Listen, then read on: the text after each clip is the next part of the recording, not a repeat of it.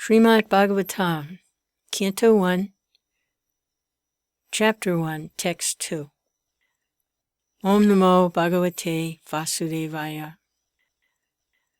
Dharma projita kaita votra paramo nimatsaranam satam Vedyam vat stavam atravastu shivadam tapatrayanamulanam Srimad Bhagavate Mahamuni Krite Kimva Parayar Ishvara Sadyo Ridya Varudyate Tra Kritibi Shushushibis Tatshanat.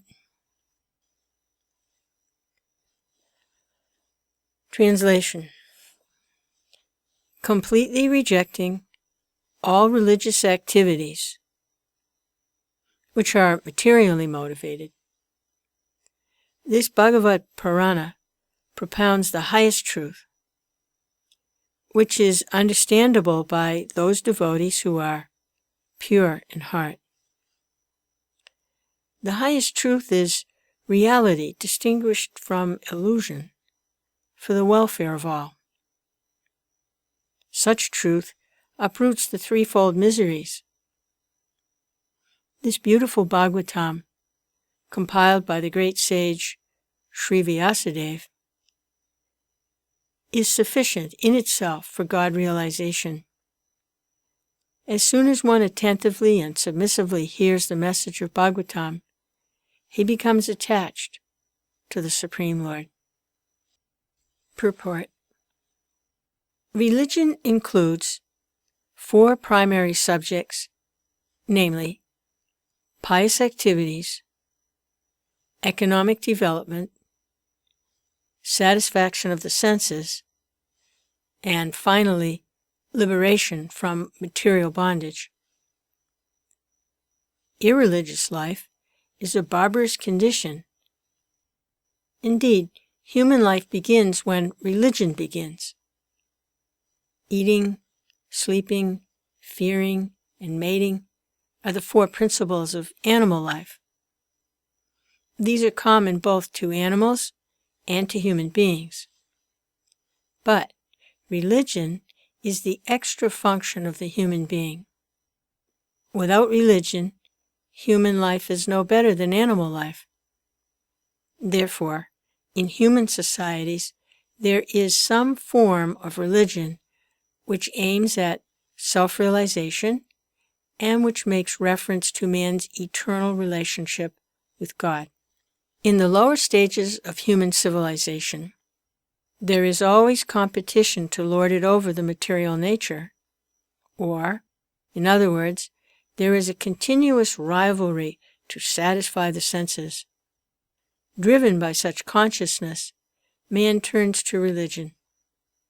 He thus performs pious activities or religious functions in order to gain something material. But if such material gains are obtainable in other ways, then so-called religion is neglected. This is the situation in modern civilization. Man is thriving economically, so at present he's not very interested in religion. Churches, mosques, or temples are now practically vacant. Men are more interested in factories, shops, and cinemas than in religious places, which were erected by their forefathers. This practically proves that religion is performed for some economic gains. Economic gains are needed for sense gratification. Often, when one is baffled in the pursuit of sense gratification, he takes to salvation and tries to become one with the Supreme Lord. Consequently, all these states are simply different types of sense gratification. In the Vedas, the above-mentioned 4 activities are prescribed in the regulative way so that there will not be any undue competition for sense gratification. But Srimad Bhagavatam is transcendental to all these sense gratificatory activities. It is purely transcendental literature which can be understood only by the pure devotees of the Lord, who are transcendental to competitive sense gratification.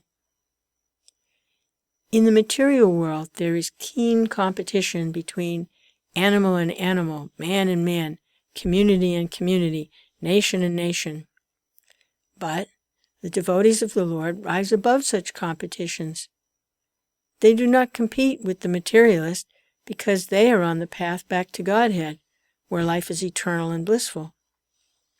Such transcendentalists are non-envious and pure in heart. In the material world, everyone is envious of everyone else, and therefore there is competition. But the transcendental devotees of the Lord are not only free from material envy, but they are well-wishers to everyone, and they strive to establish a competitionless society with God in the center. The contemporary socialist conception of a competitionless society is artificial, because in the socialist state there is competition for the post of dictator. From the point of view of the Vedas, or from the point of view of common human activities, sense gratification is the basis of material life. There are 3 paths mentioned in the Vedas. One involves fruitive activities to gain promotion to better planets. Another involves worshipping different demigods for promotion to the planets of the demigods. And another involves realizing the absolute truth and his impersonal feature and becoming one with him. The impersonal aspect of the absolute truth is not the highest.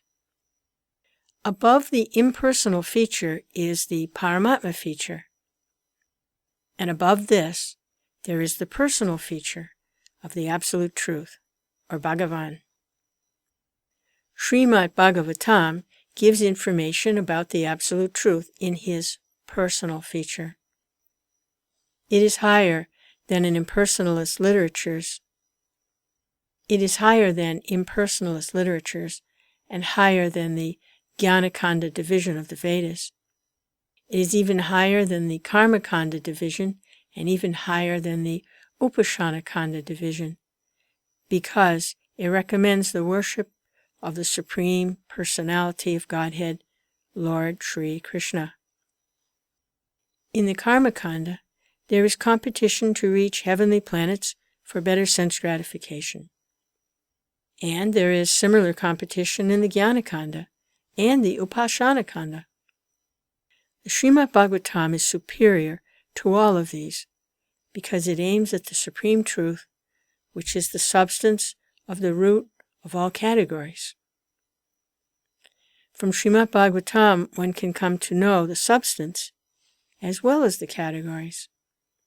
The substance is the absolute truth, the Supreme Lord, and all emanations are relative forms of energy. Nothing is apart from the substance, but at the same time the energies are different from the substance. This conception is not contradictory. Srimad Bhagavatam explicitly promulgates this simultaneously one and different philosophy of the Vedanta Sutra, which begins with the Janmadhyasya Sutra. This knowledge of the energy of the Lord being simultaneously one and different from the Lord is an answer to the mental speculator's attempt to establish the energy as the absolute. When this knowledge is factually understood, one sees the conceptions of monism and dualism to be imperfect. Development of this transcendental consciousness grounded in the conception of simultaneously one and different lead one immediately to the stage of freedom from the threefold miseries. The threefold miseries are: 1. Those miseries which arise from the mind and body.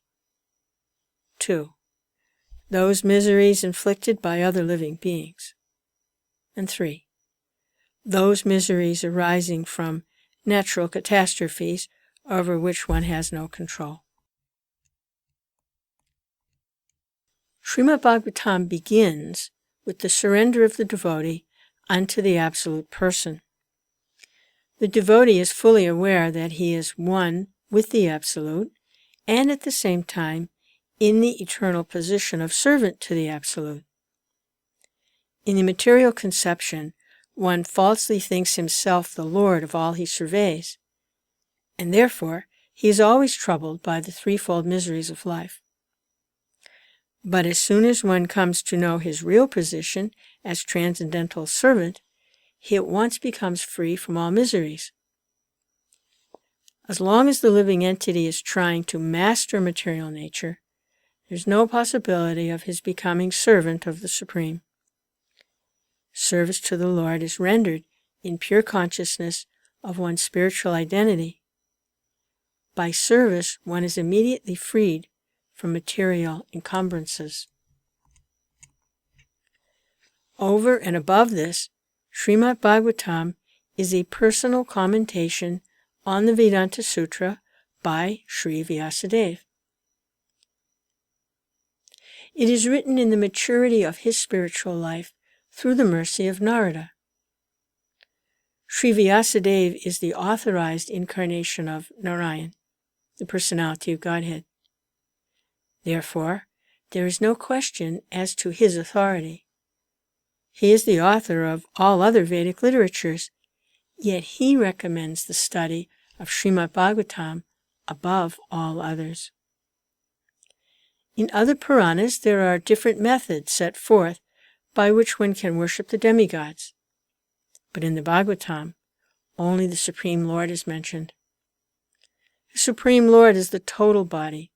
The demigods are the different parts of that body. Consequently, by worshiping the Supreme Lord, one does not need to worship the demigods. The Supreme Lord becomes fixed in the heart of the devotee immediately. Lord Chaitanya Mahaprabhu has recommended the Srimad Bhagavatam as the spotless Purana and distinguishes it from all other Puranas. The proper method for receiving this transcendental message is to hear it submissively. A challenging attitude cannot help one realize this transcendental message. One particular word is used herein for proper guidance. This word is shushushu. One must be anxious to hear this transcendental message. The desire to sincerely hear is the first qualification. Less fortunate persons are not at all interested in hearing the Srimad Bhagavatam. The process is simple, but the application is difficult. Unfortunate people find enough time to hear idle social, political conversations, but when invited to attend a meeting of devotees to hear Srimad Bhagavatam, they suddenly become reluctant.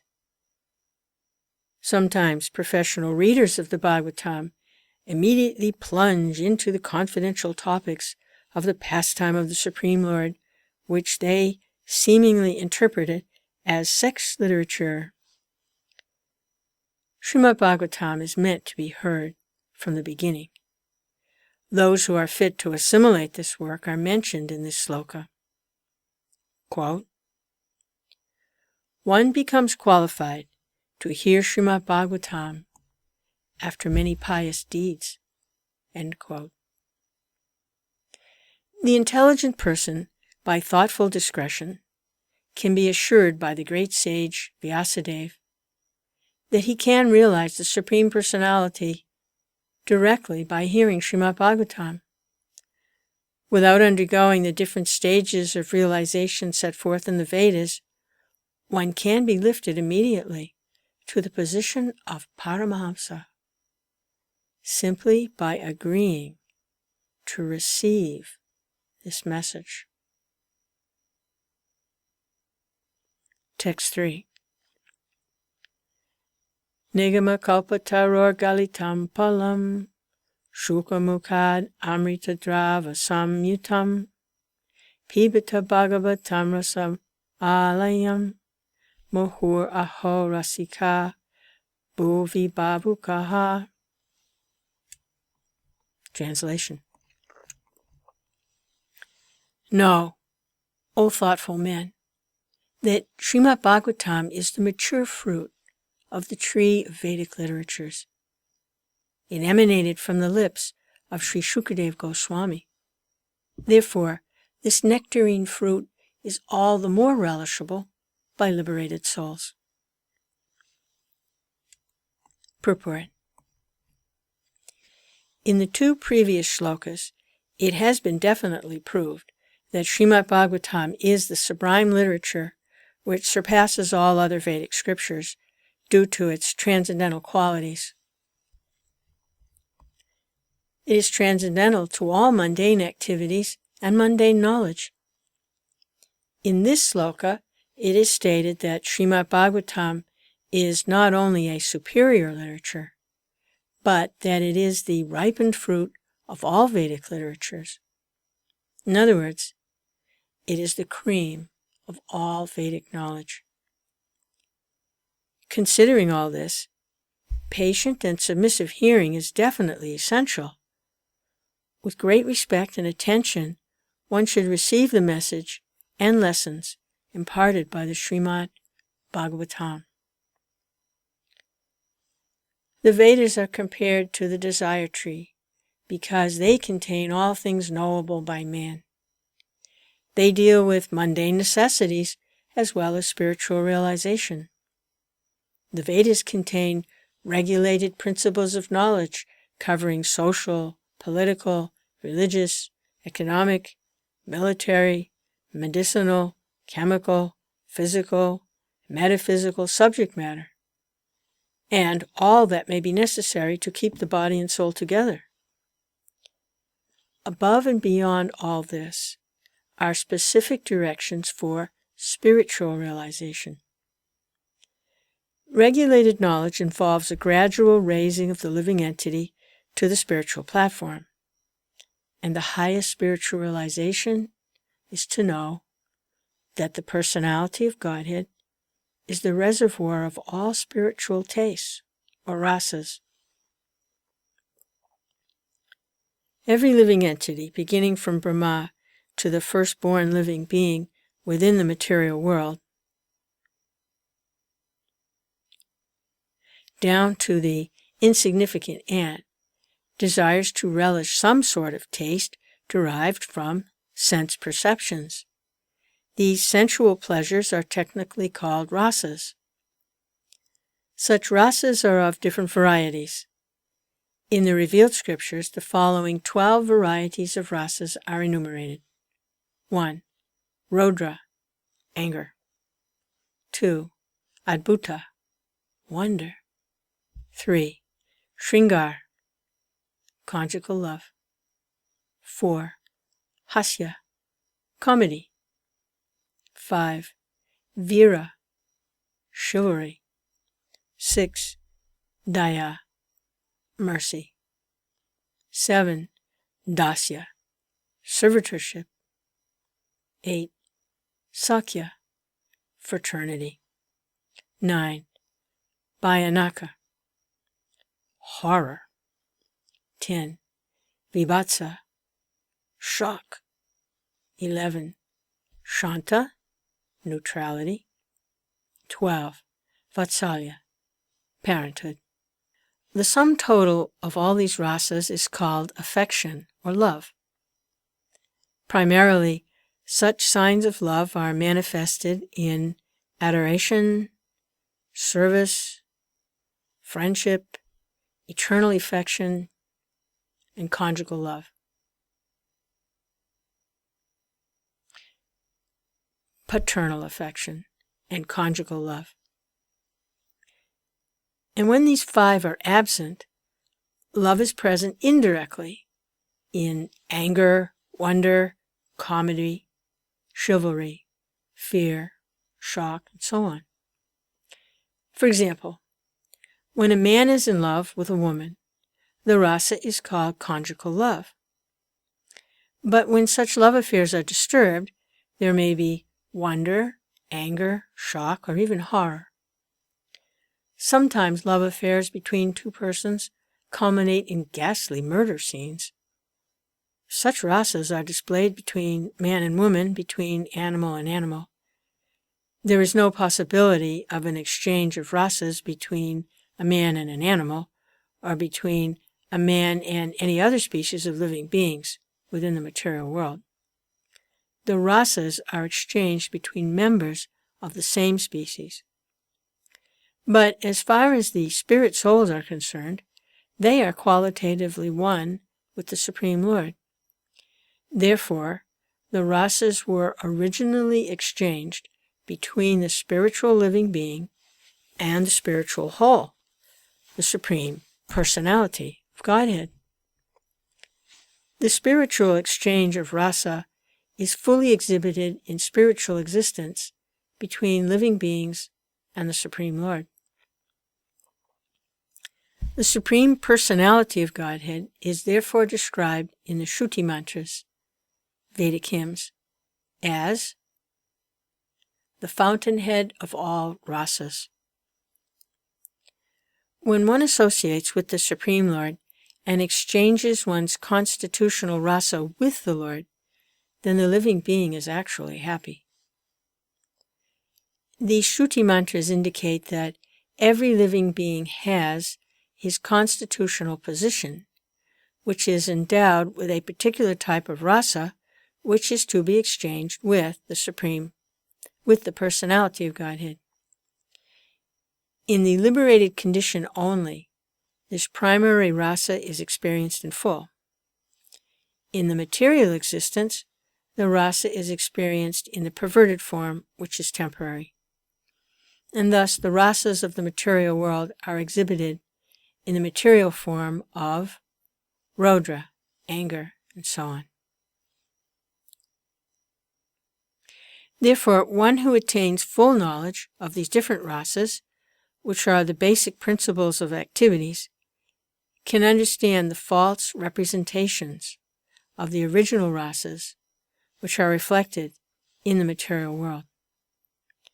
The learned scholar seeks to relish the real rasa in the spiritual form. In the beginning, he desires to become one with the Supreme. Thus, intelligent transcendentalists cannot go beyond this conception of becoming one with the spirit whole without knowing of the different rasas. In this sloka, it is definitely stated that spiritual rasa, which is relished even in the liberated stage, can be experienced in the literature of Srimad Bhagavatam, due to its being the ripened fruit of all Vedic knowledge. By submissively hearing this transcendental literature, one can attain the full pleasure of his heart's desire. But one must be very careful to hear the message from the right source. Srimad Bhagavatam is exactly received from the right source. It was brought by Narada Muni from the spiritual world and given to his disciple Śrī Vyāsadeva. The latter, in turn, delivered the message to his son, Srila Shukadeva Goswami, and Srila Shukadeva Goswami delivered the message to Maharaj Parikshit just 7 days before the king's death. Srila Shukadeva Goswami was a liberated soul from his very birth. He was liberated even within the womb of his mother. He did not undergo any sort of spiritual training after his birth. At birth, no one is qualified, neither in the mundane nor the spiritual sense.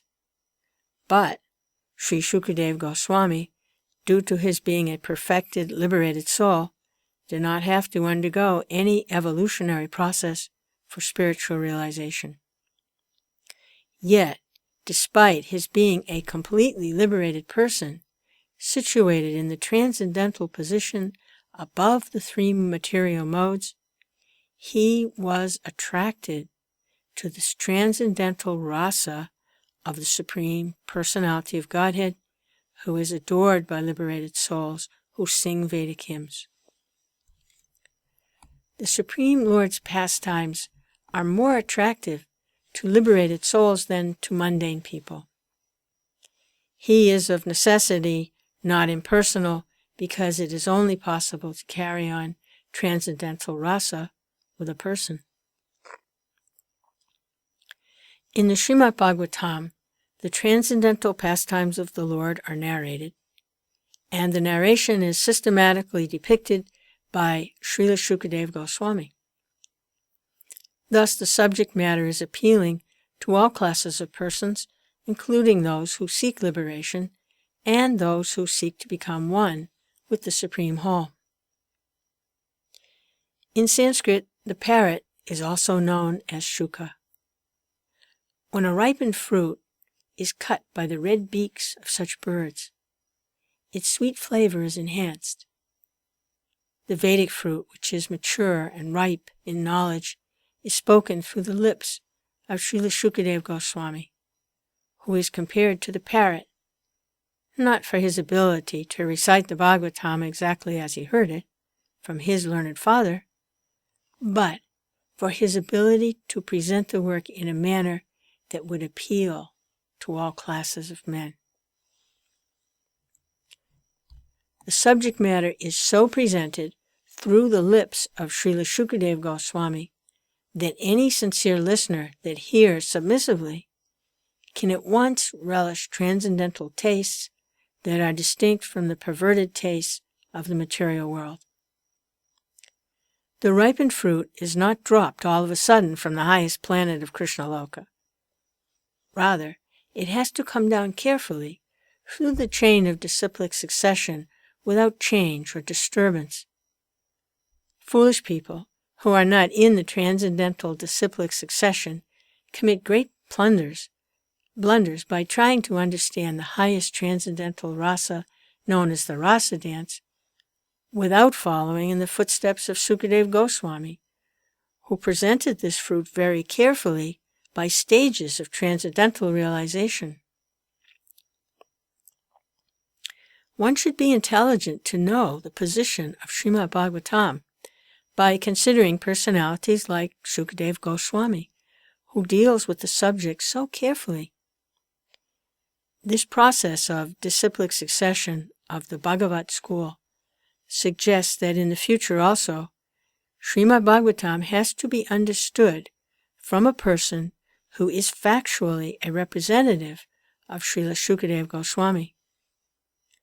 A professional man who makes a business out of reciting the Bhagavatam illegally is certainly not a representative of Shukadeva Goswami. Such a man's business is only to earn his livelihood. Therefore, one should refrain from hearing the lectures of such professional men. Such men usually go to the most confidential part of the literature without undergoing the gradual process of understanding this grave subject. They usually plunge into the subject matter of the rasa dance, which is much misunderstood by the foolish class of men. Some of them take this to be immoral, while others try to cover it up with their own stupid interpretations. They have no desire to follow in the footsteps of Srila Shukadeva Goswami. One should conclude, therefore, that the serious student of the rasa should receive the message of Bhagavatam in the chain of disciplic succession from Srila Shukadeva Goswami, who describes the Bhagavatam from its very beginning, and not whimsically to satisfy the mundaner who has very little knowledge in transcendental science. Srimad Bhagavatam is so carefully presented that a sincere and serious person can at once enjoy the ripened fruit of Vedic knowledge simply by drinking the nectarine juice through the mouth of Sukadeva Goswami, or his bona fide representative.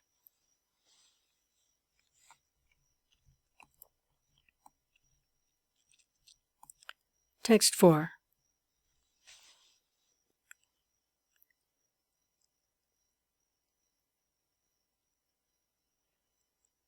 Translation. Once, in a holy place, in the forest of Naimisharanya, great sages, headed by the sage Shaunaka, assembled to perform a great 1,000-year sacrifice for the satisfaction of the Lord and his devotees. Purport. The prelude of the Srimad Bhagavatam was spoken in the previous 3 slokas. Now, the main topic of this great literature is being presented. Srimad Bhagavatam, after its first recitation by Srila Shukadeva Goswami, was repeated for the second time at Naimisharanya.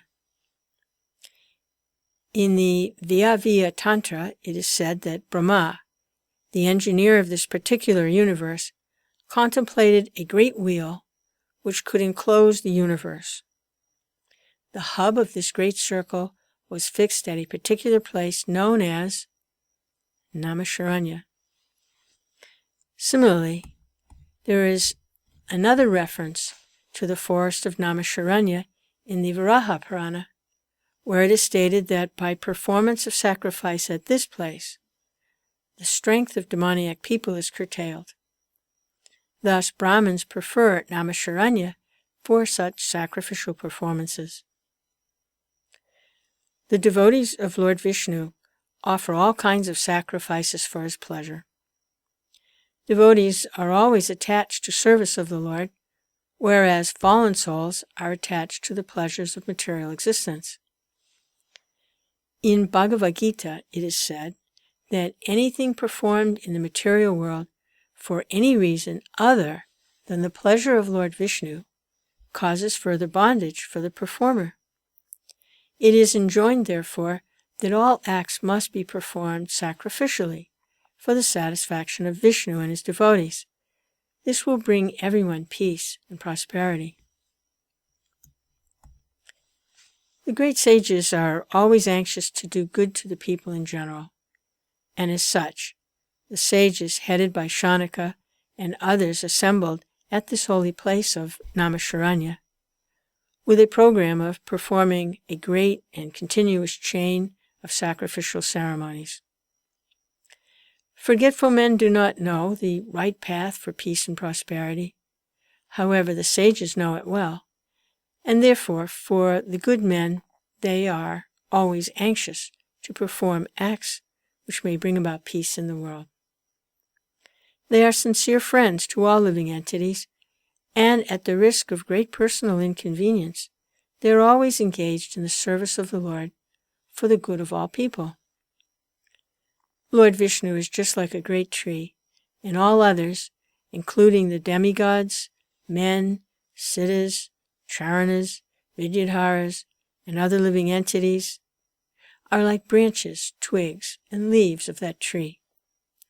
By pouring water on the root of the tree, all the parts of the tree are automatically nourished.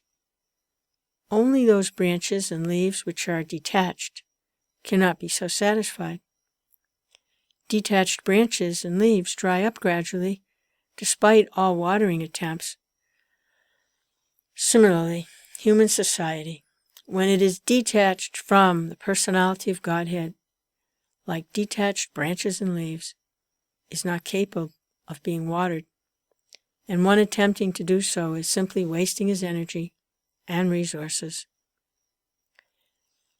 The modern materialistic society is detached from its relation to the Supreme Lord, and all its plans, which are being made by atheistic leaders, are sure to be baffled in every step. Yet they do not wake up to this. In this age, the congregational chanting of the holy names of the Lord is the prescribed method for waking up. The ways and means are most scientifically presented by Lord Sri Chaitanya Mahaprabhu, and intelligent persons may take advantage of his teachings in order to bring about real peace and prosperity. Srimad Bhagavatam is also presented for the same purpose, and this will be explained more specifically later in the text.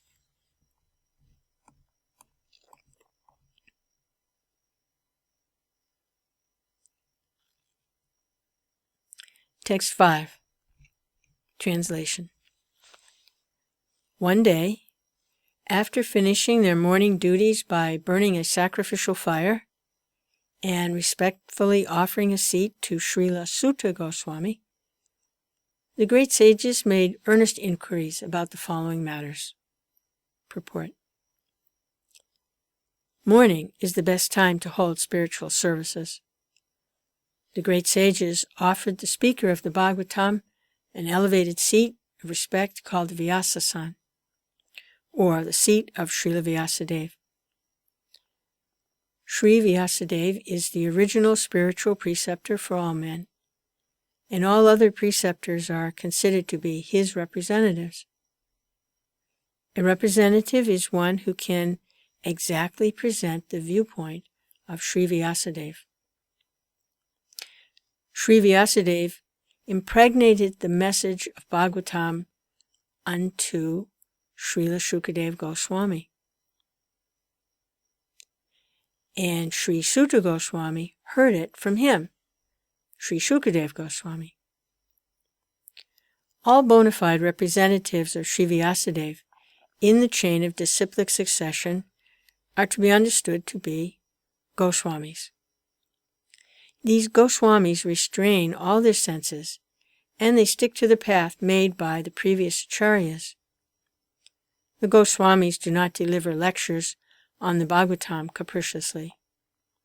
Rather, they execute their services most carefully, following their predecessors who delivered the spiritual message unbroken to them. Those who listen to the Bhagavatam may put questions to the speaker in order to elicit the clear meaning, but this should not be done in a challenging spirit. One must submit questions with a great regard for the speaker and the subject matter. This is also the way recommended in Bhagavad Gita. One must learn the transcendental subject by submissive oral reception from the right sources. Therefore, these sages addressed the speaker Sutta Goswami with great respect.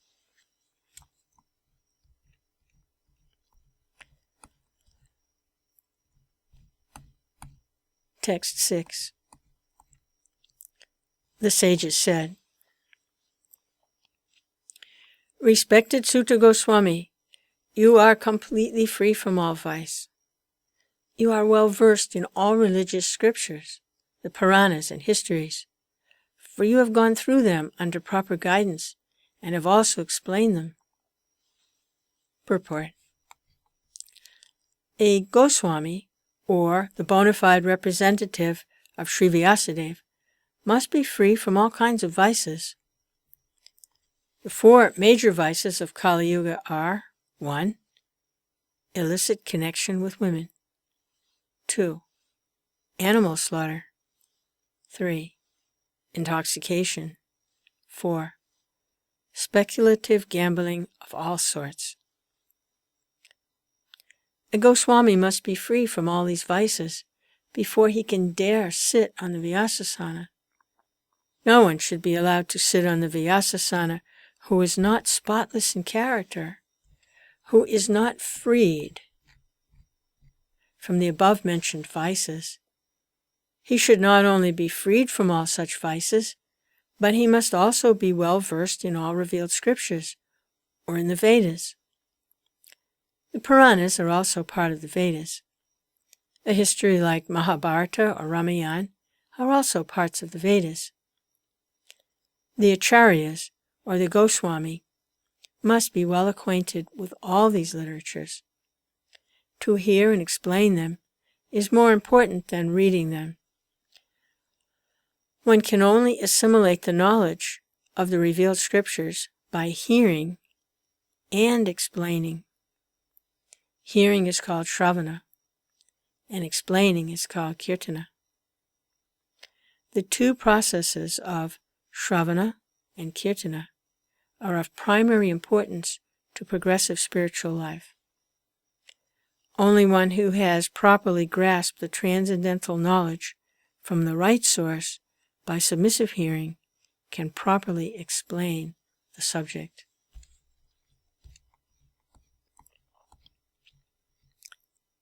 Text 7. Being the eldest learned Vedantist, O Sutta Goswami, you are acquainted with the knowledge of Vyāsadeva, who is the incarnation of Godhead, and you also know other sages who are fully versed in all kinds of physical and metaphysical knowledge. Purport. Srimad Bhagavatam is a natural commentation on the Brahma Sutra, or the Badarayana Vedanta Sutras. It is called natural because Vyāsadeva is author of both Vedanta Sutra as well as Srimad Bhagavatam, or the essence of all Vedic literatures.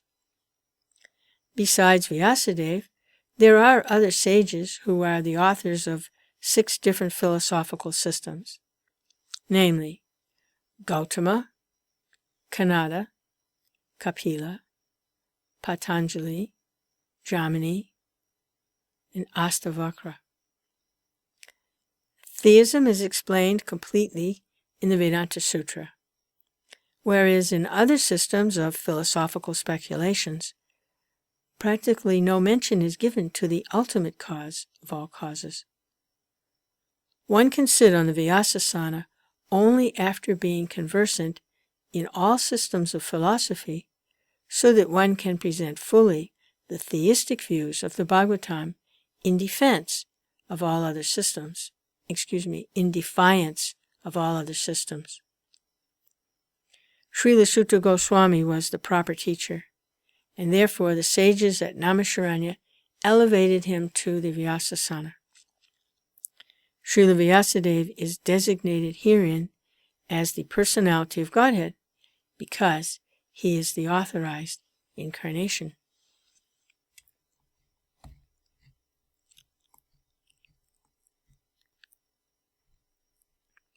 Text 8.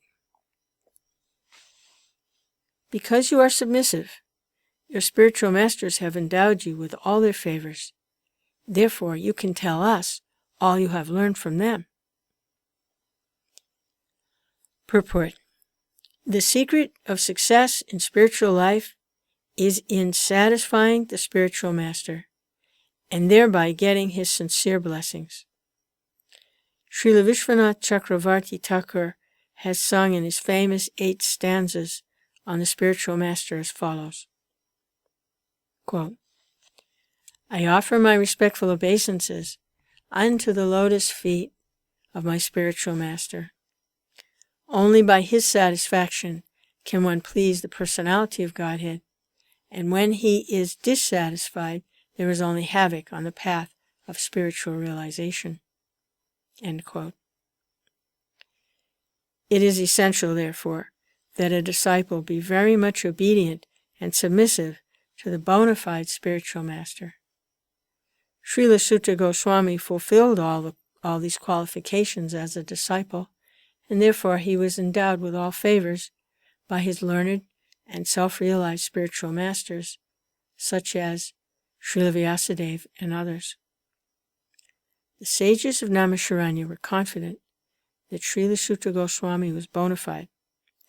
Therefore, they were anxious to hear from him.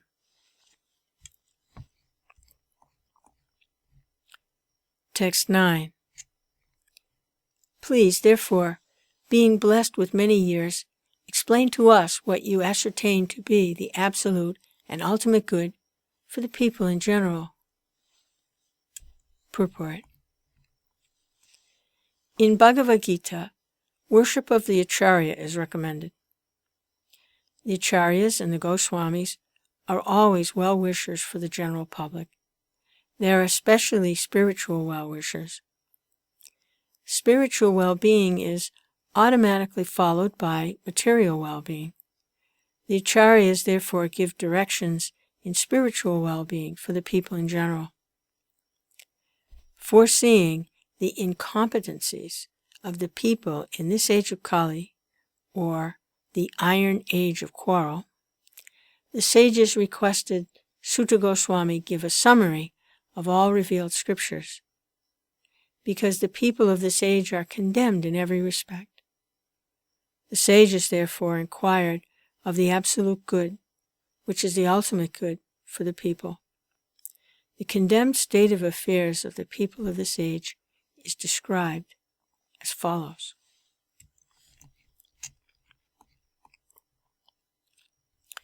Text 10.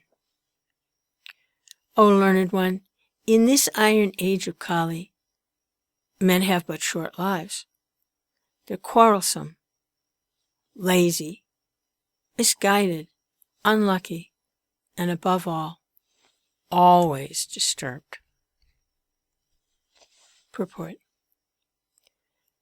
The devotees of the Lord are always anxious for the spiritual improvement of the general public. When the sages of Naimisharanya analyzed the state of affairs of the people in this age of Kali, they foresaw that men would live short lives.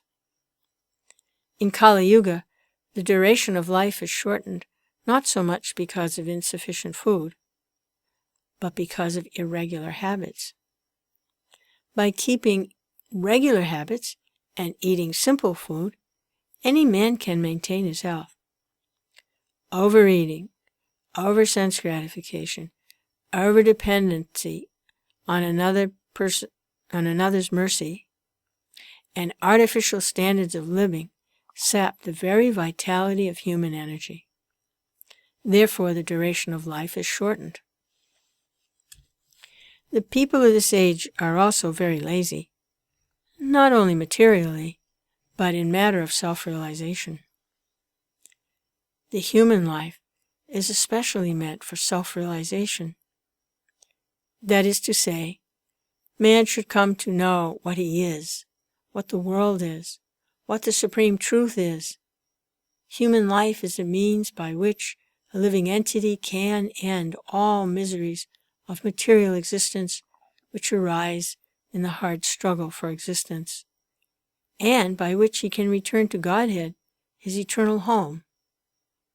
But, due to a bad system of education, men have no desire for self-realization.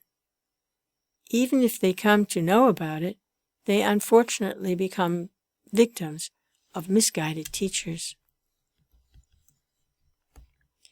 In this age, men are not only victims of different political creeds and parties, but also of many different types of sense-gratificatory diversions, namely cinemas, sports, gambling, clubs, mundane libraries, bad associations, smoking, drinking, cheating, pilfering, bickering, and so on. Their minds are always disturbed and full of anxieties due to so many different engagements. In this age, many unscrupulous men manufacture their own religious faiths, which are not based on any revealed scriptures.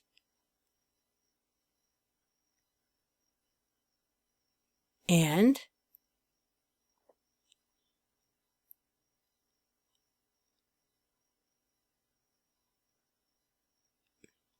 there's a misprint here. Not sure what it's supposed to say, but of 10 people who are addicted to sense gratification are attracted by such institutions. Consequently, in the name of religion, so many sinful acts are being carried on, and the people in general have neither peace of mind nor health of body. The student, brahmachari, communities are no longer being maintained, and householders do not observe the rules and regulations of grihastha ashram. Consequently, the so-called vanaprastha and sannyas who come out of such grihastha ashrams are easily deviated from the rigid path. In the Kali-yuga, the whole atmosphere is surcharged with faithlessness. Men are no longer interested in spiritual values. Material sense gratification is now the standard of civilization. For the maintenance of such material civilizations, man has formed complex nations and communities, and there is a constant strain of hot and cold wars between these different groups. It has become very difficult, therefore, to raise the spiritual standard due to the present distorted values of human society. The sages of Naimisharanya are anxious to disentangle all fallen souls, and here they are seeking the remedy from Srila Sutta Goswāmī.